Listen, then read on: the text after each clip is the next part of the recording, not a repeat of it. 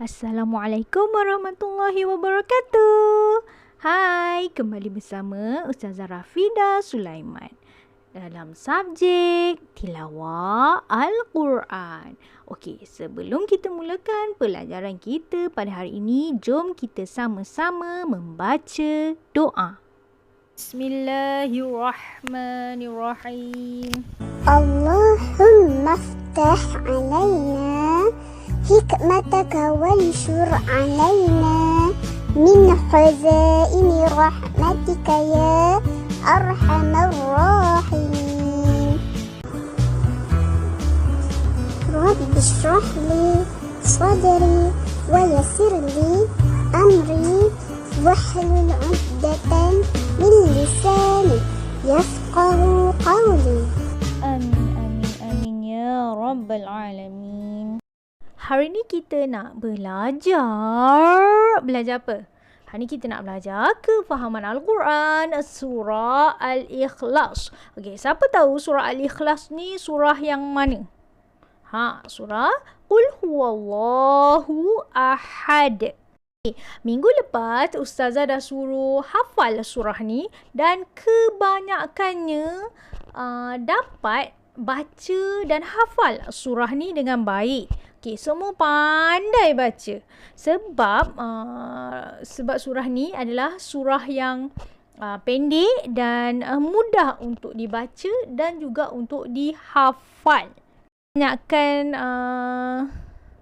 Kebanyakan umat, kebanyakan orang memang suka baca surah ni. Nak dekat dalam lebih-lebih lagi dalam solat.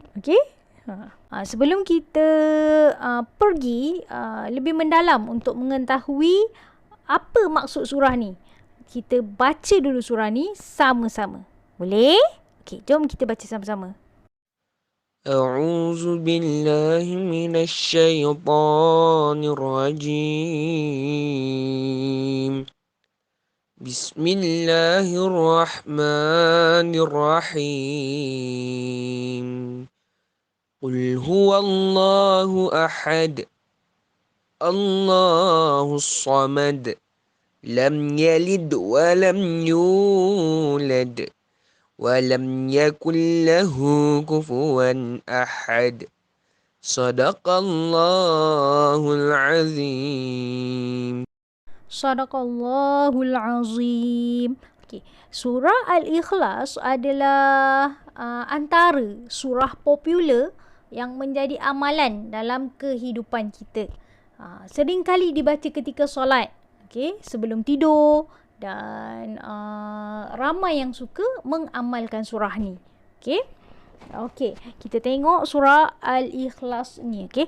Surah Al-Ikhlas adalah surah yang mempunyai 4 ayat dan tergolong dalam surah Makkiyah. Dia adalah surah yang ke-112 dalam Al-Quran.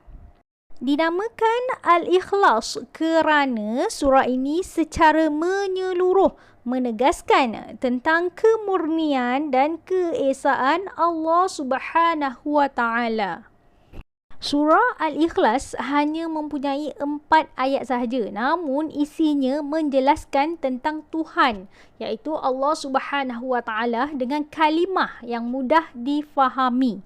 Surah ini diturunkan setelah Rasulullah sallallahu alaihi wasallam ditanya oleh kaum Quraisy, iaitu pendeta Yahudi dan Nasrani, tentang Tuhan baginda sallallahu alaihi wasallam. Lalu Allah pun menurunkan surah ini. Sekarang kita lihat intisari surah Al-Ikhlas. Surah Al-Ikhlas ni ialah penegasan tentang keesaan Allah dan menolak segala kemusyrikan. Maksud dia adalah Allah itu adalah Maha Esa. Maksud Esa, dia adalah tunggal. Dan tidak ada 2, 3, 4 dan sebanyaknya. Tak ada. Dia hanya satu je. Tiada Tuhan melainkan Allah Subhanahu wa Ta'ala dan tidak ada sekutu baginya. Tidak ada yang dapat menyamai dan sama dengannya. Seterusnya, Allah tidak sesekali menyerupai makhluk. Mustahil jika dia lebih daripada satu. Kalau dia ada banyak dan mempunyai 2, 3, 4, maka akan terbahagilah kekuasaannya. Jika begitu, masing-masing akan mempunyai kekuasaan sendiri. Erti dia masing-masing kurang berkuasa. Masing-masing saling memerlukan. Itu adalah sifat manusia dan itu bukan sifat Allah. Allah hanya satu dan hanya dia satu-satunya. Allah jauh daripada segala sifat kelemahan. Satu lagi, perintah kepada manusia agar berlindung kepada Allah Subhanahu Wa Taala. Segala sesuatu yang berada di bumi dan di langit adalah ciptaannya. Dialah yang menciptakan segala-galanya. Kerana itulah Allah adalah tempat segalanya bergantung harap hanya padanya. Dialah selayaknya tempat kita bergantung dan berlindung.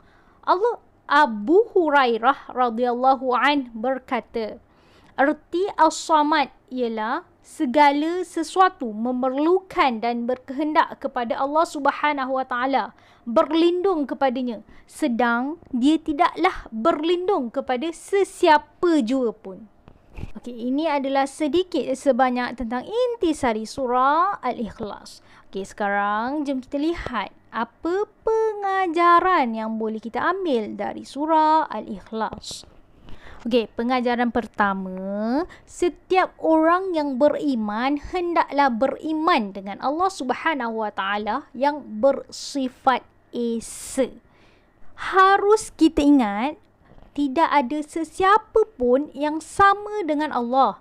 Manusia adalah makhluk. Allah adalah Tuhan. Manusia akan mati. Allah tidak akan mati. Makhluk mempunyai kekurangan dan kelemahan. Allah tidak ada sebarang kekurangan dan kelemahan. Seluruh makhluk yang berada di atas muka bumi ini adalah tidak sama dengan Allah Subhanahu Wa Taala. Oleh itu, janganlah sewenang-wenangnya membuat satu kenyataan Allah adalah seperti sekian. Segala kenyataan itu adalah salah. Apabila Allah sama dengan makhluk, itu bukan Tuhan. Itu sudah menjadi makhluk. Okey? Sesungguhnya surah Al-Ikhlas ini telah memberi jawapan kepada sesiapa yang mencari kebenaran. Allah menurunkan wahyu kepada Nabi Muhammad sallallahu alaihi wasallam dan Nabi sallallahu alaihi wasallam telah menyampaikan kepada kita semua.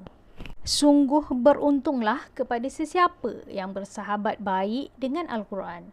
Daripada Abu Umamah Al-Bahili radhiyallahu an, Rasulullah sallallahu alaihi wasallam bersabda yang bermaksud, bacalah Al-Quran. Sesungguhnya ia akan datang pada hari kiamat memberi syafaat kepada golongannya. Hadis riwayat Imam Muslim. Satu lagi pengajaran yang boleh kita petik dari surah Al-Ikhlas. Okay. Mensyirikkan Allah Subhanahu Wa Taala adalah termasuk dalam dosa besar. Okay. Apa itu mensyirikkan? Okay. Syirik. Apa maksud syirik? Syirik adalah perbuatan menyekutukan Allah dalam apa juga bentuk, sama ada perkataan, pegangan, perbuatan dan i'tikad, iaitu dengan menjadikan suatu yang lain, iaitu makhluk bernyawa atau tidak, menjadi sekutu bagi Allah. Okey, syirik ni juga dia menjadi penyebab keluarnya seseorang itu dari agama Islam. Okay. Contoh syirik ni dia macam menyembah benda lain selain pada Allah. Macam dia pergi sembah kubur, pokok, batu dan sebagainya. Dia menganggap dirinya lebih rendah daripada benda-benda tersebut. Okay. Ingat ya semua, ingat ya anak-anak semua, syirik adalah dosa besar. Jadi jauhkan diri kita daripada benda-benda yang mungkar. Okey. Okey, itu sahaja kupasan tentang surah Al-Ikhlas. Okey, jadi seperti biasa sila salin nota yang telah ustazah berikan ke dalam buku tulis tilawah Al-Quran. Okey, sila tulis hari ni hari Khamim Yasin. Khamis 2 hari bulan 9 2021 dan tajuk kita ini kefahaman Al-Quran surah Al-Ikhlas. Ikhlas itu seperti surah Al-Ikhlas. Tak ada kata ikhlas di dalamnya. Ikhlas tak terlihat. Ikhlas tak terucap. Ia hanya terasa dalam hati. Okey, syukran jazilan kelas. Jumpa lagi di pertemuan yang akan datang, insya-Allah.